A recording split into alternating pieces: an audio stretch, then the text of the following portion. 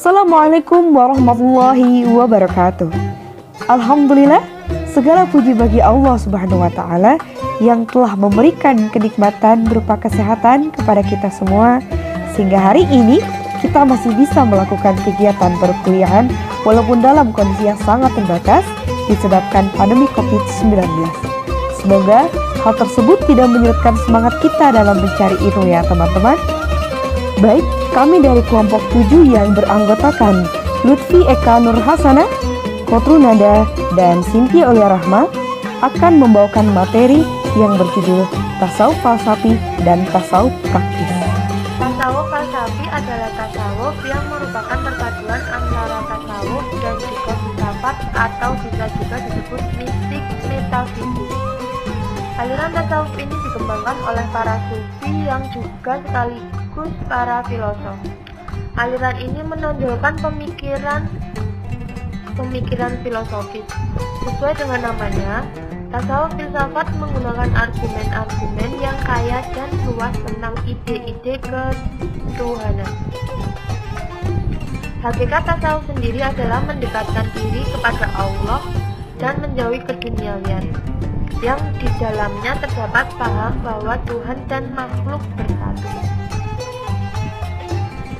Yang selanjutnya yaitu Ibnu Khaldun berpendapat bahwa objek utama dalam tasawuf falsafi ada 4 perkara, yaitu yang pertama, latihan rohaniyah dengan rasa intuisi serta introspeksi diri yang timbul dari dirinya.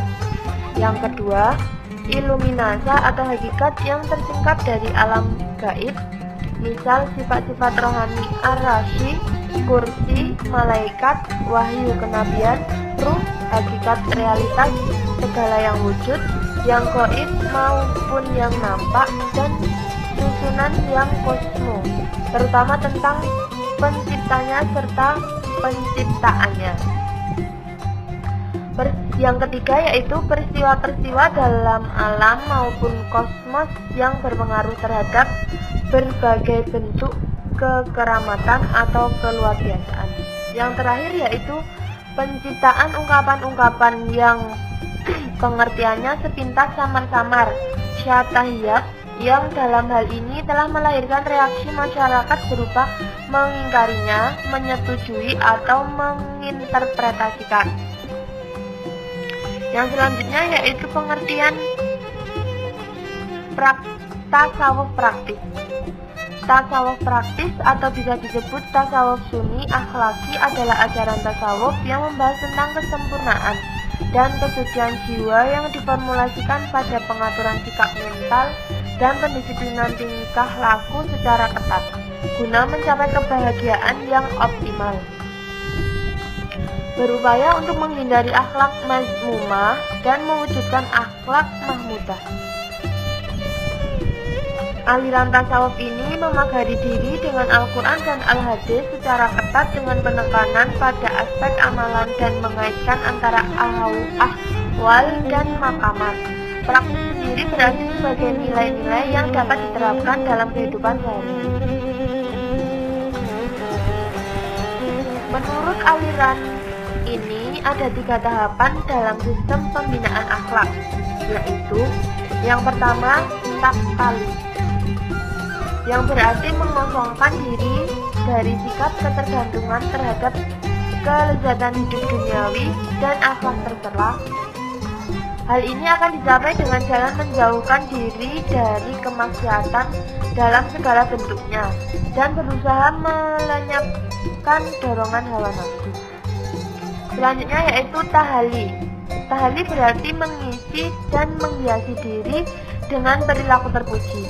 Berusaha agar dalam setiap gerak perilaku selalu berjalan di atas ketentuan agama, baik kewajiban yang bersifat lahiriah maupun batiniah.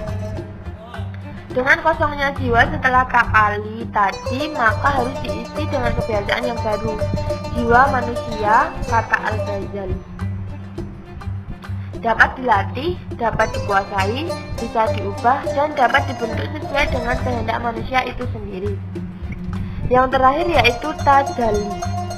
Tajalli berarti terungkapnya nur gaib bagi hati yang telah bersih, sehingga mampu menangkap cahaya ketuhanan. Apabila jiwa telah terisi dengan butir-butir mutiara akhlak dan organ-organ tubuh sudah terbiasa melakukan perbuatan-perbuatan yang luhur, maka agar hasil yang telah diperoleh itu tidak berkurang, perlu penghayatan rasa ketuhanan. Oke, poinnya selanjutnya yaitu sejarah perkembangan tasawuf falsafi dan tasawuf akhlaki atau tasawuf praktis. Yang pertama, sejarah perkembangan tasawuf falsafi. Nah, tasawuf falsafi ini mulai muncul dalam Islam sejak abad ke-6 Hijriah, namun para tokohnya dikenal seabad kemudian. Para ahli tasawuf falsafi juga memahami filsafat Yunani beserta aliran-alirannya, yaitu seperti Socrates, Plato, Aristoteles, aliran Stoa, dan aliran Neoplatonisme. Kemudian yang selanjutnya adalah tasawuf praktis atau tasawuf akhlaki. Pada awalnya ajaran tasawuf ini muncul dengan berkembangnya pemahaman intuisi-intuisi dalam Islam.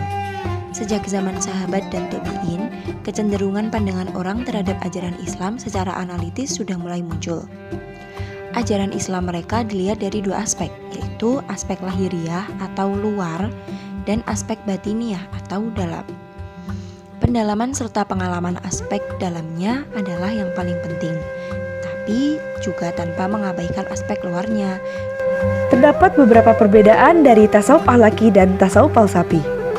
Tasawuf akhlaki merupakan sebuah pelajaran dalam menjalankan kehidupan sehari-hari yang bertujuan untuk memperoleh kebahagiaan. Tasawuf akhlaki berfokus pada teori-teori perilaku, akhlak atau budi pekerti perbaikan akhlak.